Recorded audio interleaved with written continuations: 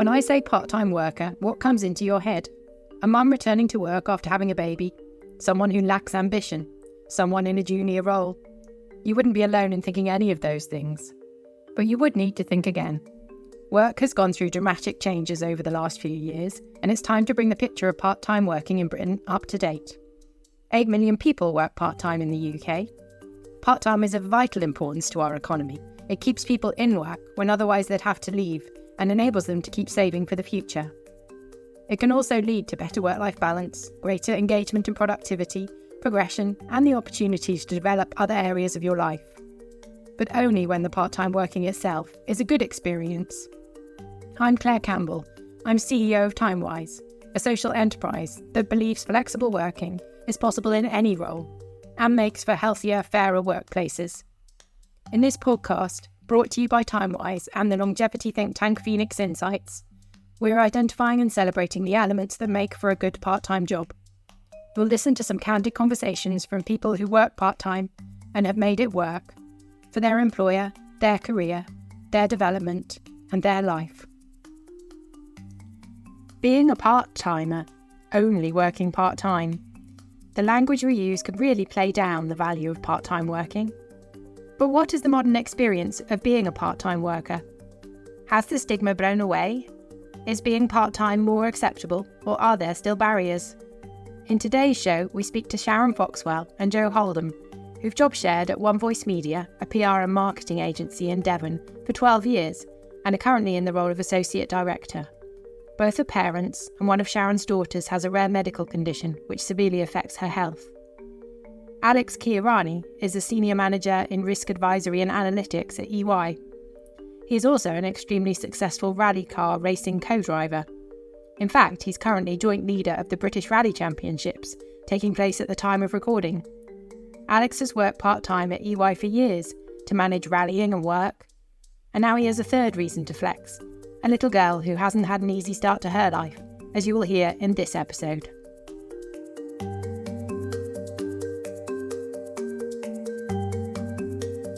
I'm Alex Kihurani. I'm a senior manager in a tech risk data analytics team. My other job is as a rally co-driver. 2, 1, go. 60, lefty, brake 40, 6 left, tightens 5, crest into. I've been doing that for the past 20 years, the last 5 years in the World Rally Championship, and this year in the British Rally Championship. Hi, I'm Joe. Hi, I'm Sharon. And we are Associate Directors at One Voice Media, and a PR agency based in Exeter. We're pretty convinced that our job share is one of the longest out there. And I work on a 50% hours. And I need to do that because I am also a parent carer of a disabled child. I have worked at One Voice Media in a full-time capacity and then left to have my son and then returned working part-time and job sharing with Sharon.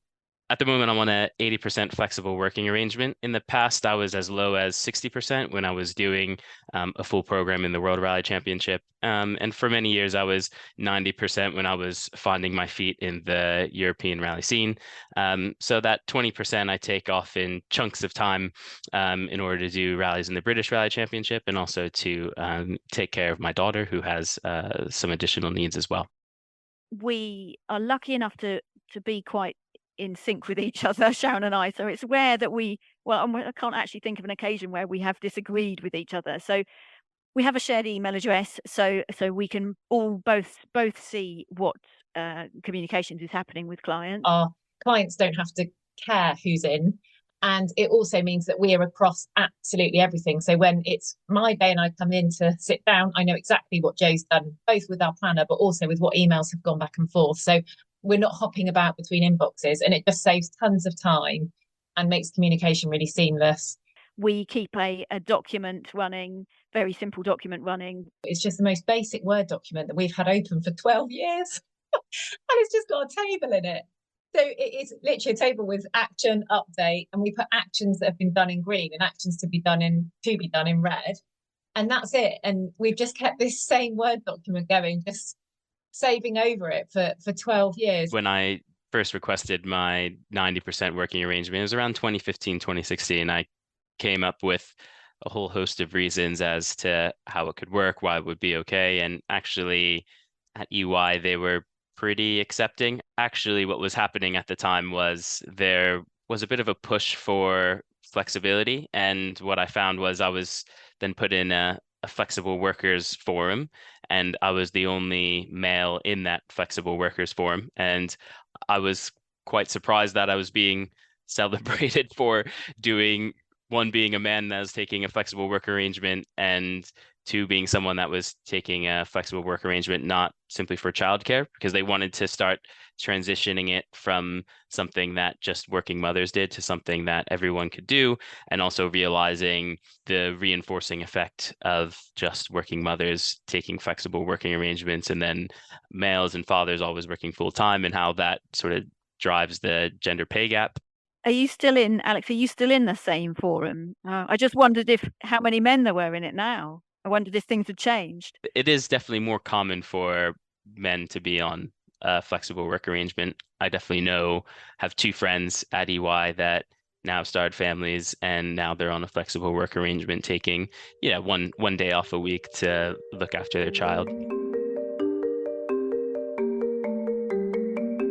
So Sharon and Joe, I know we both work in client-facing roles.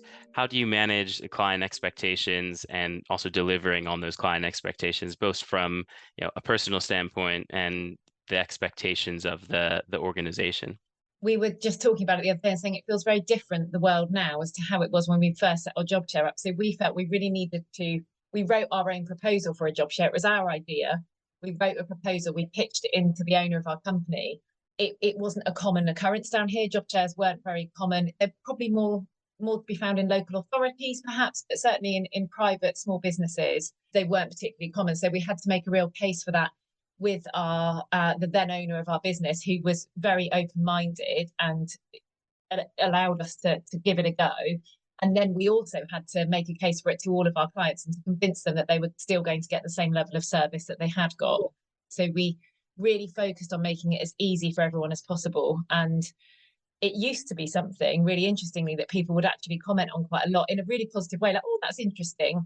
And we've noticed in the last few years that it's not interesting to people, which actually is a really positive thing. Not only is it really easy, actually, they get the benefit of two senior brains on their account as opposed to one. And halfway through the week, they get, I describe it as a greyhound fresh out the cage.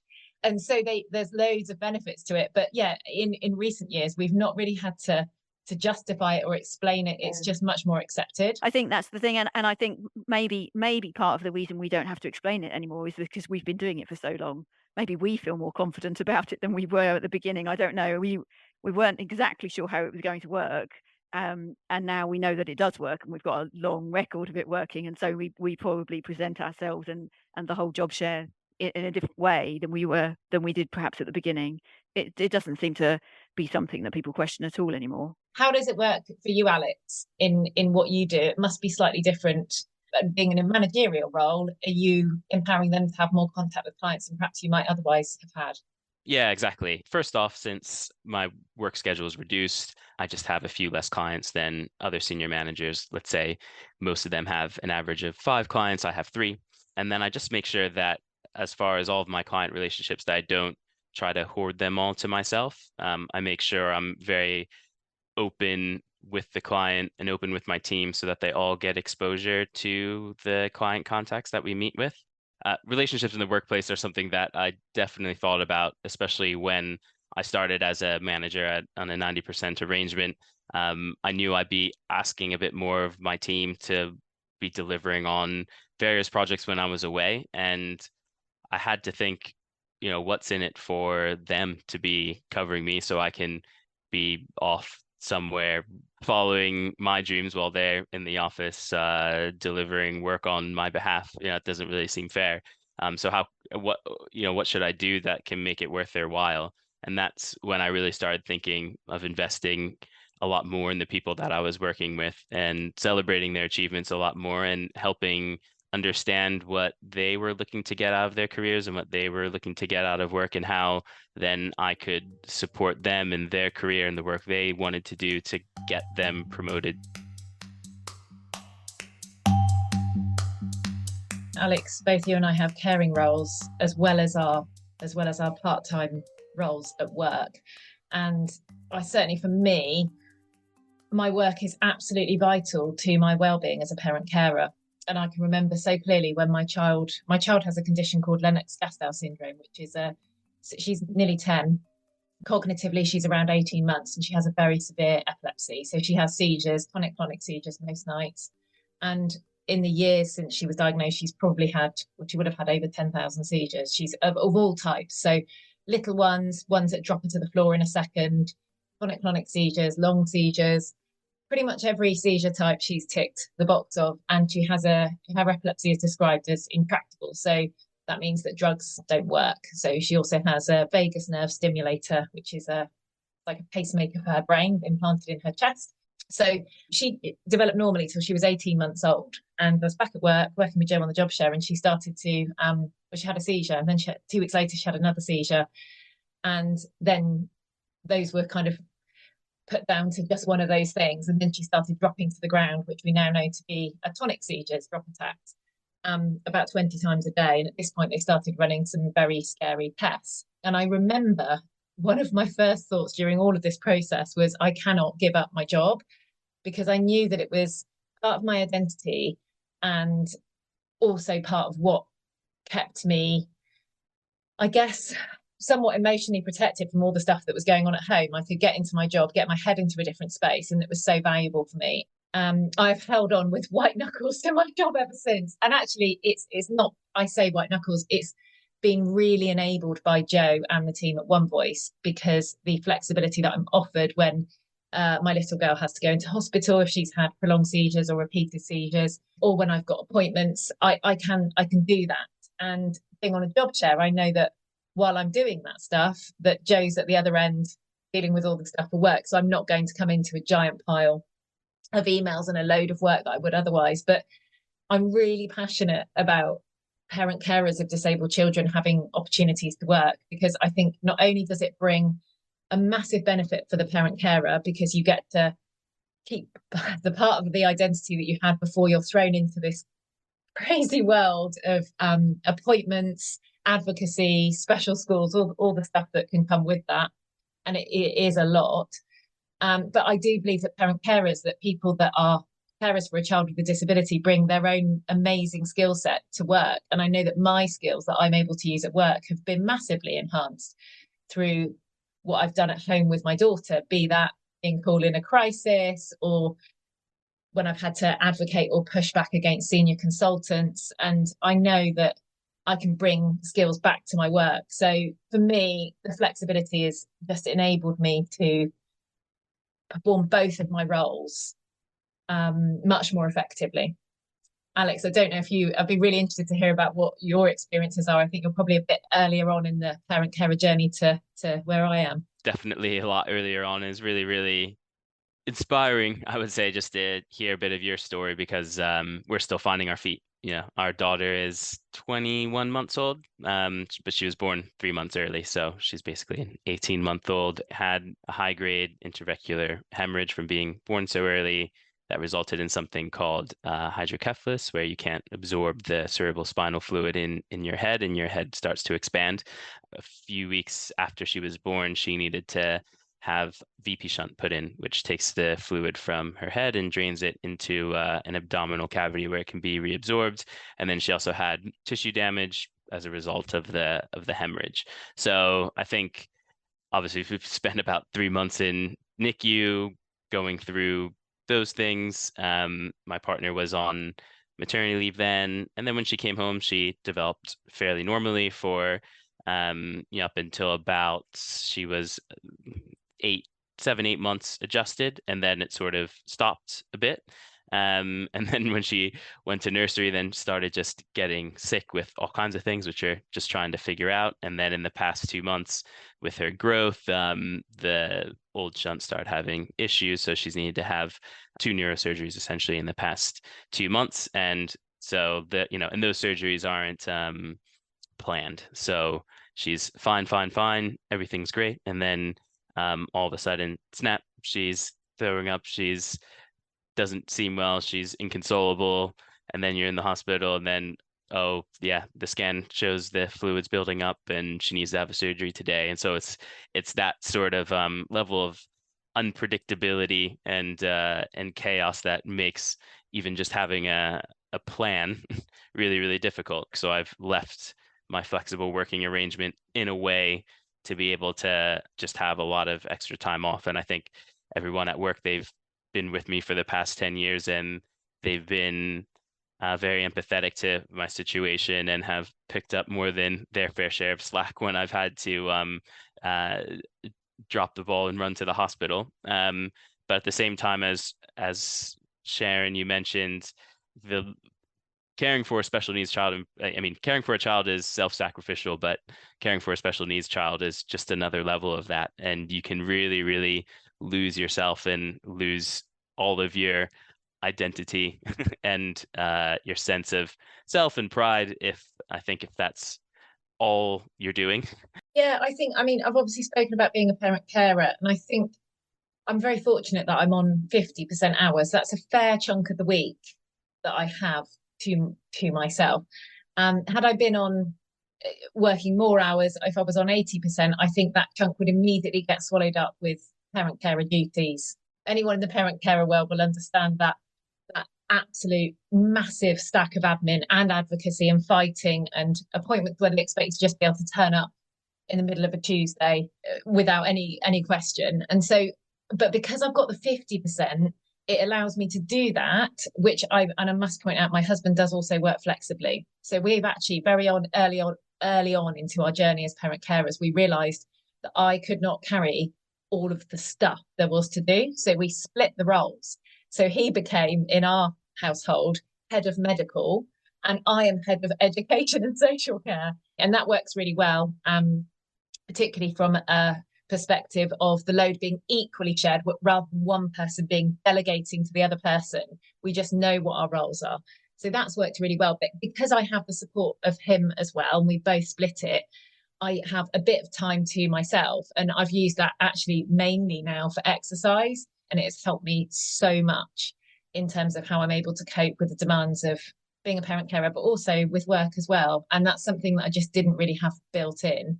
How about you, Alex? Well, first off, I've taken notes on what you two do because that sounds like a pretty good split, and we're maybe halfway there, but we're obviously still finding our feet and everything's a little bit chaotic. So you haven't done that yet, but I'll propose that and maybe we'll get a similar sort of split. We've both had times when, well, she's been off of work and I've taken care of everything, and at the moment I'm at work and she's off for a bit, so she's taking care of everything, and then a lot of things get missed in communication. So there should be a better way. Definitely the way you're doing it sounds like a much better structure. I think for me, part-time working just enables thousands and thousands of people to be in employment that wouldn't otherwise be able to. And looking at that, shining a spotlight on carers, for example, those are people that have got amazing skills, amazing resilience, and loads of other social and practical experience that they can bring into the workplace. And that's just such a huge positive. And I think there's a real gap at the moment, and there's a real opportunity for more carers to be able to work, but to be able to be welcomed in by employers who want to offer flexible working, because people that care outside of work will have loads and loads of valuable skills. And it also, from a caring point of view, it does enable you to really support your own well-being and resilience, which can only be a good thing long term for everyone. I think for part-time working, the personal case is pretty obvious. If you have other outside interests and passions, you can go and pursue them. I think from a personal standpoint, we're all starting to realize that work isn't all that life is about, especially not just when you have a family. That's very important and you want to be there and known to your children and do the best you can for them. But also everyone has probably their own interests outside of their own work that they'd like to pursue, and being able to have a level of self-actualization or being able to pursue other interests that you really have a passion for, you can bring a lot back to work as well with that, not only just feeling more rejuvenated and positive and creating a better work environment, but also in being able to learn new skills and apply them to the job. And it's not always obvious, those skills that you're able to learn and apply. But I think whenever you're really passionate about something and you're working for something that you're genuinely interested in, you progress as a human being a bit more. And I think employers definitely get a benefit out of that, and also a little bit of reduction in labor costs because they don't have to pay you for when you're away doing something else. And I'd also add that because employers that do flexibility well and allow their employees to take advantage of it get a lot more loyalty out of employees and a lot more retention. And we all know how valuable that is and how costly it is to continuously replace people. I think all of our examples, Sharon, Joe, myself, we've all been at the same employer for over a decade because they've been able to do something that works for us. And that has a ton of value for an organization to be able to keep people with that level of experience. Yeah, I completely agree, Alex. I think it's really important for the workplace, and I do sometimes wonder what it would be like if part-time work was the norm. Do you know what I mean? Like if everybody worked part-time, I wonder whether it would be an interesting to see I think productivity would really rise. I don't think I'll ever work full-time again, and if we all worked part-time and that was the way that the workplace was shaped, I think everyone would be a better employee, actually. I think there were other advantages, and one of them that does occur to me quite often is we work in a creative industry, and actually it's really difficult to be creative, between the hours of 9 to 5 when someone asks you to have an idea, and actually sometimes those ideas come to you.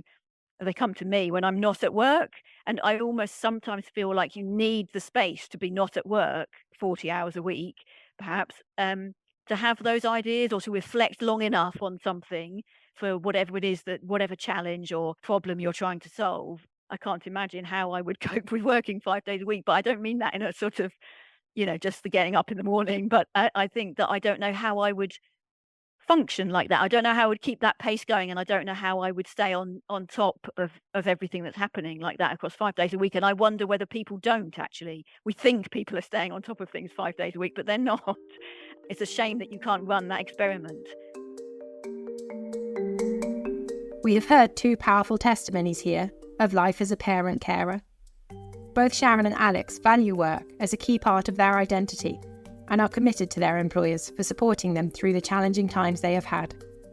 In return, they make a strong case for the valuable experience carers can bring to the workplace, an amazing skill set developed through necessity. What also comes through in these stories is the importance of team. Successful job shares are all about two heads are better than one. The holiday cover is built in. Their clients get two perspectives and someone recharged joining partway through each week.